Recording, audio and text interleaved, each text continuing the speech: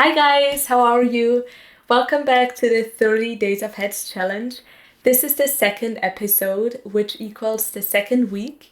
And in this week, I focused on male heads. So I created 7 male heads. And I figured that this is the right time to talk about the differences between female and male heads a little.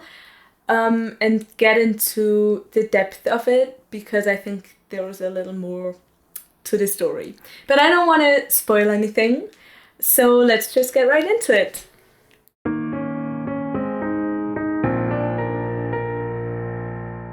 So there is obviously physical differences between men and women. And when it comes to faces, that's usually things like cheekbones, the jaw, also the eyes, and to sum all of this up, you can just generally say that female faces are softer than male ones. But there is another aspect that has nothing to do with whether a face is female or male, and that's the face shape. There's like these typical ones, maybe you've heard of them, the teardrop, the rectangle, oval faces. There is just round faces as well as heart-shaped ones. And for artists, it's really important to know these differences in order to create convincing art. And so we need to have at least a basic knowledge of what the shapes look like. Speaking on a scientific level, anatomically, men and women are different, right? But as much as it is important for us to know these differences, it brings up a question that I'm not sure is being discussed enough in art, because in my experience, all of my art teachers that I ever had, they were really strict, meaning they had this very clear idea of what a male or a female body looks like. And of course, again, like for artists, it is important to know the differences, and there are differences, of course, but we need to be sensitive about this. And none of the art teachers I ever had were sensitive about body image issues or beauty standards in general. The differences we're talking about are based on average measurements, and they don't have to always be true. And one good example for that is we usually say that men are taller than women, right? And that is true on average. But I know a lot of women that are a lot taller than most of the male friends I have. And so these average measurements don't have to be true in all cases, because guess what? We're all different. Every human is different, and thank God we are. Otherwise, what would the world look like if we all fit into these stereotypical body images, right? For me, it's really clear that art is not supposed to feed right into these stereotypical images that we have of men and women.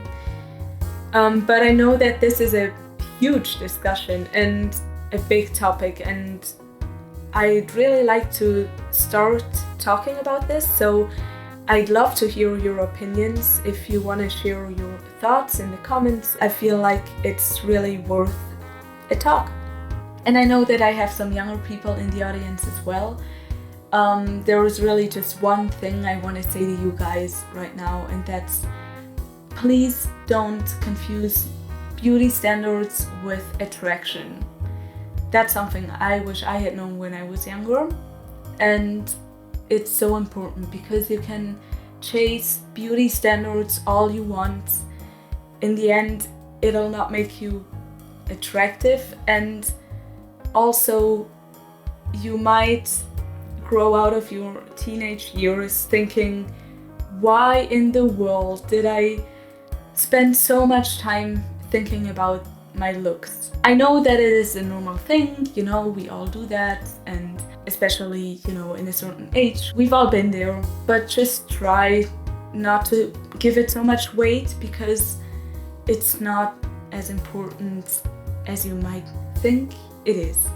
But anyways, I feel like this is an important discussion that we need to have in art, because as artists we have a certain responsibility to be critical about these things and not reproduce and feed into stereotypes that are harmful in the end, right? And you can say that about my art as well, that it's doing exactly that. But that's a little bit of a spoiler for week 4, so I'm happy to rediscuss this and come back to that topic in the 4th episode or after it. I want to mention a friend of mine. She does such meaningful work because she chooses concepts of characters that are different, that are unique and do not fit into the basic stereotypical beauty standards. And she does that with purpose, with so much good intention. I just wanted to give her a little shout out because I think her work is really important. Okay, so let's strictly disconnect this emotional topic from the goal of improving my artistic skills, because these are two completely different things. I think I made a visible progress in week 2.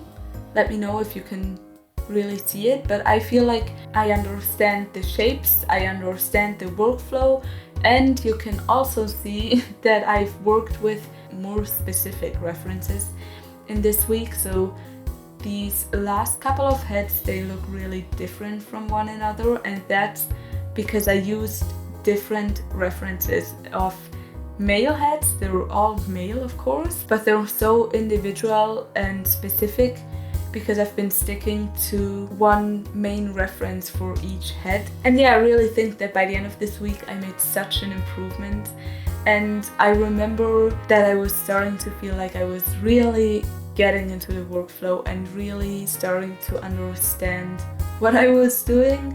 And I think you can see that. And it's nice to get more and more specific with these heads. And in the 3rd episode, I'll be doing stylized heads, which also means that I'll be sticking to a specific concept every day. And that's it for the 2nd episode. Thank you so much for watching. I hope you enjoyed it.